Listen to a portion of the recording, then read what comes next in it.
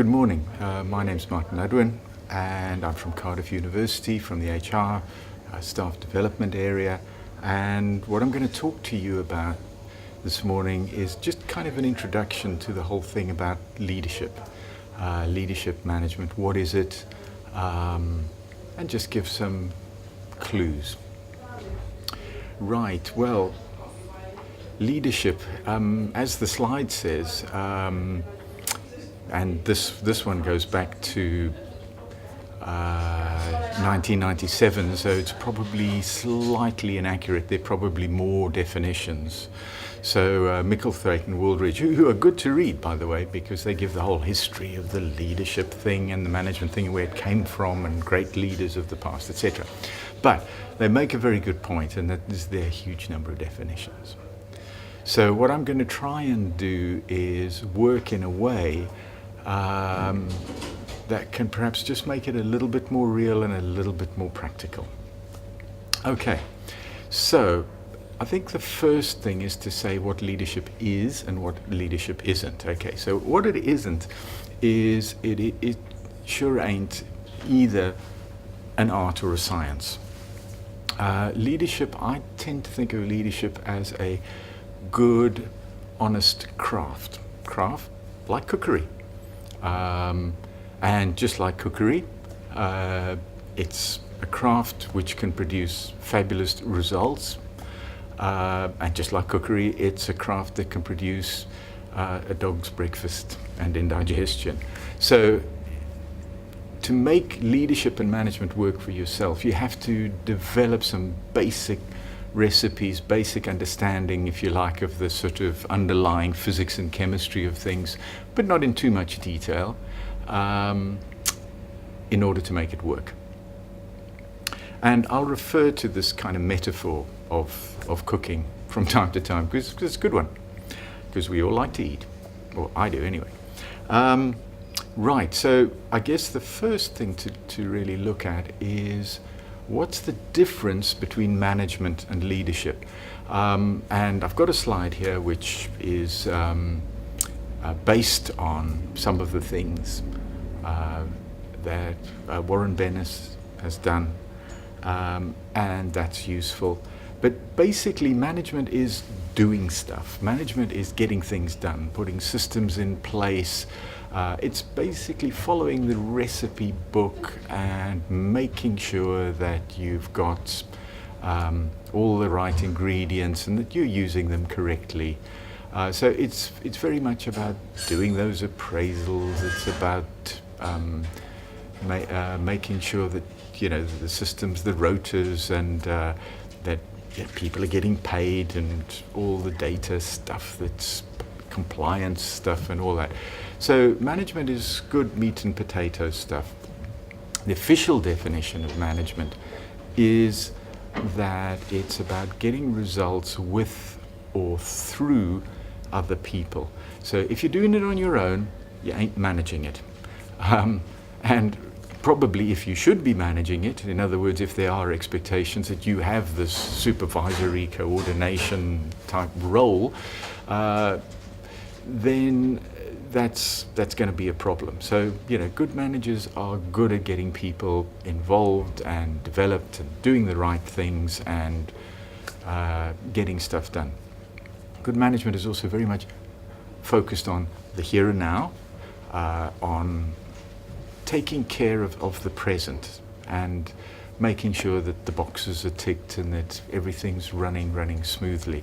So good management is, going back to the food metaphor, if you go to a restaurant and the cutlery is clean and the staff are attentive and the prices are reasonable, etc., and the range of choice is good, lying behind that is good management. Somebody has done stuff to make sure that when you come in, it all kicks into place. And that's basically what good managers do. Okay, leadership, on the other hand, is probably more kind of future focused and a little bit more of the kind of warm fuzzy stuff, if you like. But leadership is very, very important. Poor leadership means that people can begin to despair, lose hope, morale begins to go down, So leadership is really very much about the influence you have on people. So going back to the food metaphor again with this thing, leadership is about the ambience, the atmosphere, the feeling of well-being that is engendered by being involved with whatever it is, in this case a restaurant that you're involved with, but also that feeling that somebody has put together something special for you. It makes sense, it's what you want, it gives meaning to the activity that you're doing. So that's what good leadership is all about. Now, I think we've probably had that slide up long enough, but I think what I'd like to talk now about is the practical side of things. So think of it this way. Oh, by the way, sorry. The official definition of leadership is the capacity to influence. That's all.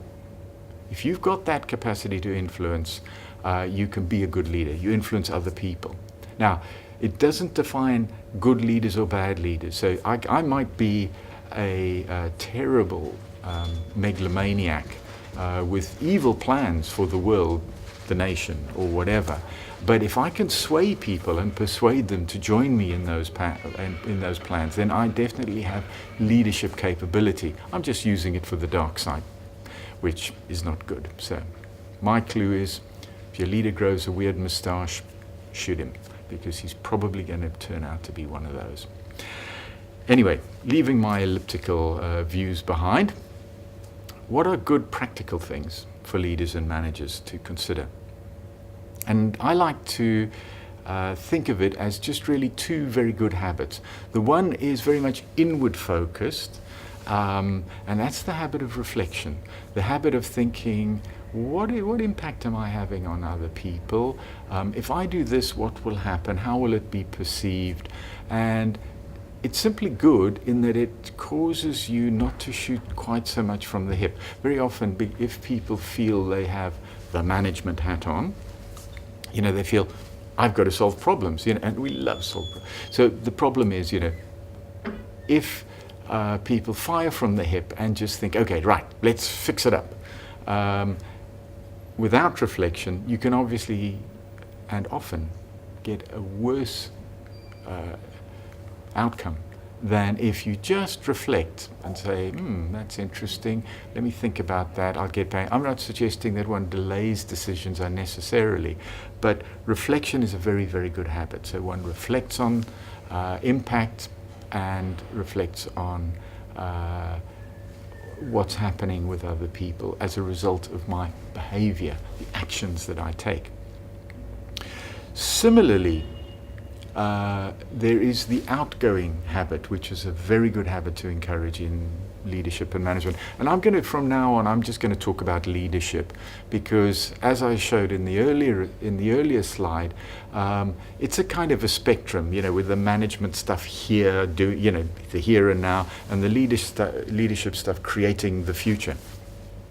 But the habit of engagement is a really good habit to develop, and that's the outward focused habit, kind of keeping in touch with the environment, scanning, seeing what's on the horizon, getting a feeling, rising above the massive data and corporate noise, whatever, and getting some idea of what's going on, what the challenges are, what your role might be, what some of the possibilities might be, networking, all those good things.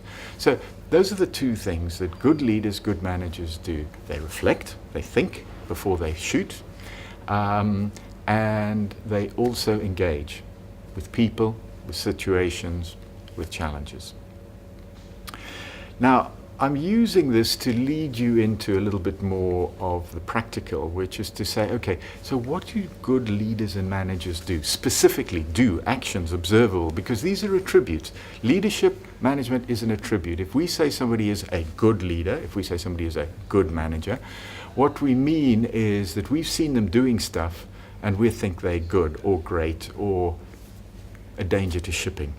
But the point is, we're observing actions of other people. So we express we do the action through it's very often about our behavior, how we behave in situations with other people. Now, we're very fortunate, and that is that up here we have built in this wonderful pattern recognizer. It's called our brain. And basically, the brain is very good at noticing the smallest nuances and the smallest aspects of other people's actions and drawing meaning. Not necessarily the correct meaning, but drawing meaning from them. And I'll give you a very simple example. Imagine you're out in your sort of local high street or wherever, you're shopping. And as you're walking along, a man approaches you. He doesn't say anything to you. He just simply walks past, and he's within your gaze maybe 5 seconds, 4 seconds, very short space of time.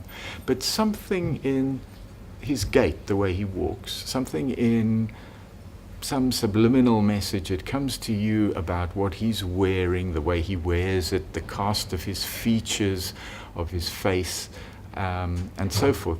All of these things go into your brain, boom, in those few seconds of passing. And as he goes past, you think to yourself, drug addict.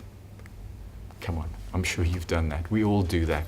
We are very capable of snap judgments, and our brain does it all the time. And that's why the reflection is very important, because we need to think, that might not be a drug addict. That may well be an eccentric professor or a consultant or whatever, right? Okay, that's reading. And of course, the downside of the reading signals is that everybody else has got one of those up there, those pattern recognizers. And so we have to think very, very carefully about the signals that we send, because people read our behavior, not always correctly, but what we do counts. And if we're in the leadership role, we're like in my picture here, the baboon at the top of the tree. In fact, the higher up, the more vertiginous, elevated the greasy pole of ambition is up. What happens is the more interested other people are in what we do, why we do it, etc., etc. And it's very instructive, and I recommend it at any time for entertainment, which is to read the newspapers, watch the media, and watch them taking down some unfortunate celebrity. Politicians are fun. And basically, they're prying into all aspects of that unfortunate person's life. And that's the problem. The higher you go, the more they are interested in everything you do, everything you say, and they watch. And so we have to be conscious of that. And therefore, in our engagement, we have to be conscious of that. There's a very, very nice little model, which I'm going to put up on the slides now, which is the Johari Window. Some of you may have seen this already. It is frankly as old as the hills. It was put together by two American researchers, Joseph Luft and Hari Ingham, a long time ago. And basically they were looking at what makes chief executives of big corporate successful companies successful. And they boiled it all down to communication, both what they communicated to other people and what they allowed or encouraged to be communicated to them. And so hence the window really has these two dimensions. It has the one dimension, which is stuff we know, and the other dimension is stuff other people know. Now that then breaks down into four really handy quadrants. For example, we know stuff that other people know and that we only know. We also know stuff, sorry, I haven't said that quite right, have I? We know stuff and other people don't know it. But they may want to know it for some reason. They may be worried about their job, they may just be nosy, but they might want to know it. There's also areas of stuff that other people know, which we know, and there's also stuff that we don't know. And a good leader and manager tries to make sure that they do get to know what other people know about them or how they are perceived. So how the windows work very simply is, in the sort of upper quadrant, the one we've labelled 1 on the sort of upper left-hand side, I guess, as you look at the screen, that's what you call the public area. Now, how much stuff you reveal, how much knowledge which only you know you reveal to other people in order to work, is a judgment call. So obviously, we start off and we know a little bit about other people. We know who they are, what their job title is, who they report to, where they sit, and that kind of thing. And then as we work with them over time, we learn more. We learn a bit about their kids' aspirations, their aspirations, what they do in their holidays, etc. A lot of it perhaps unnecessary, but it gives us a feeling that we know the person and we've got a feel for them and we like them, or don't. But the point is, all of that is taken in. Now, how much you drop that particular window and reveal of what you know is a judgment call. It's very much a judgment call. We've all had the experience. Get on a train, get off 2 hours later, and you're absolutely reeling because the person next to you has told you about their whole life story, their operations, their dog's operations, and it just falls under that thing of too much information. And sometimes it's not helpful to share information. Sometimes people will be looking to you in your role as their manager, coordinator, whatever, project leader, and saying, have we got the budget for next year? Is this safe? Are our jobs safe? And stuff like that. And you can only tell what you can tell professionally. You don't have to tell everybody everything. You should be as honest as possible, but you don't have to tell everybody everything. Okay, moving on. If we go to the next window, which is the one to the right, which is labeled 2, that's the window where people know something but you don't know. And the danger there is a blind spot. We've all had the experience of bosses who, for example, don't present very well, or who come across badly, or who and a lot. And these are minor presentation technique issues. But at the same time, we do need to know. So here's a little bit of homework for you to do. If there's anything about yourself which you're wondering how it's coming across, over perhaps a glass of wine or a coffee this evening, I suggest that you speak to your life partner or significant other. They'll tell you. But it is important. We have to know how we're coming across to other people. And so the more we can reduce that blind spot and open up and obtain that information, the better off we are. There's also the stuff, if you like, which is in quadrant 4, which I've labeled here unknown potential. And one of the things that practicing leadership and management is really quite good at, contributing, if you like, to your own further development, is that the more you interact with people, the more you think thoughtfully about things, the more you engage with issues, problems, etc. One of the things that happens is that you learn about your unknown potential. Other people learn about your unknown potential. And in years to come, people will say, that person, you know what, they were a really good leader, or that person, they were a really good manager, when things worked when we were involved with them. So that's the Johari window. That gives you a little bit. The last thing that I want to say, and you're probably saying, well, thank God for that, but the last thing I want to say is to talk about communication and the role that communication plays. Communication is really, really important. So we've just talked a little bit about, you communicating to other people, learning from other people, reading their signals. But just as a generalization, communication is fundamental. It underpins, it is the foundation of all good leadership and management. Why? Because only through communication do we build relationships, create networks, and through communication, all the kind of performance stuff becomes much clearer. What are the expectations? What are the boundaries? What's good? What's what does good look like, etc. So communication is like really, really important. And of course, one does have to communicate decisions.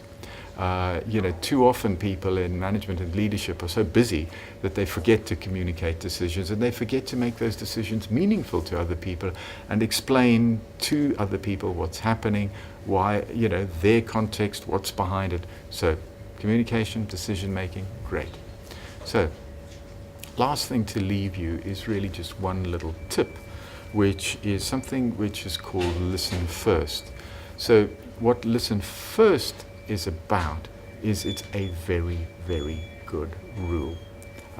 I know some very senior managers who have policies around listen first. I know one senior manager who has a policy which says whenever somebody comes into my comes into my office to talk to me about their problems, I give them 7 minutes just to talk, and I just listen. This is so well known, incidentally, about this particular senior manager, that staff will say after a short time, they'll look at their watches and say, have we had our 7 minutes? But it is a good habit, listen first, and it's good for a number of reasons. The first and foremost is, as a leader, as a manager, you can do yourself no damage by listening. I worked in a previous life training senior managers to negotiate with trade unions, and they always used to say, no, you mustn't listen to trade unionists. If you listen to them, they'll think you support them. And I used to say, no, if you listen to them, A, you're showing respect, B, you're getting more information. So listen first will allow you to get more information. And while you're getting that information, it allows you the time to think. You can think, you can have a bit of reflection, and what you can do is you can just keep the gun holstered and not fire from the hip. So there are other things about it. It allows them, the person that's talking to you, they may have very important information to impart. They may, in fact, have feelings they want to get off their chest. They may want to vent and shout and scream and jump up and down or whatever.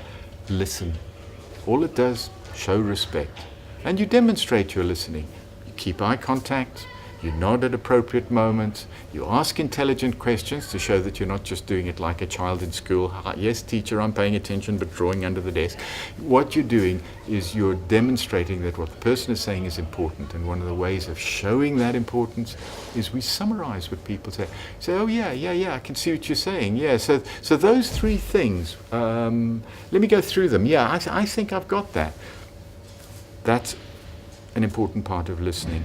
And very, very important is that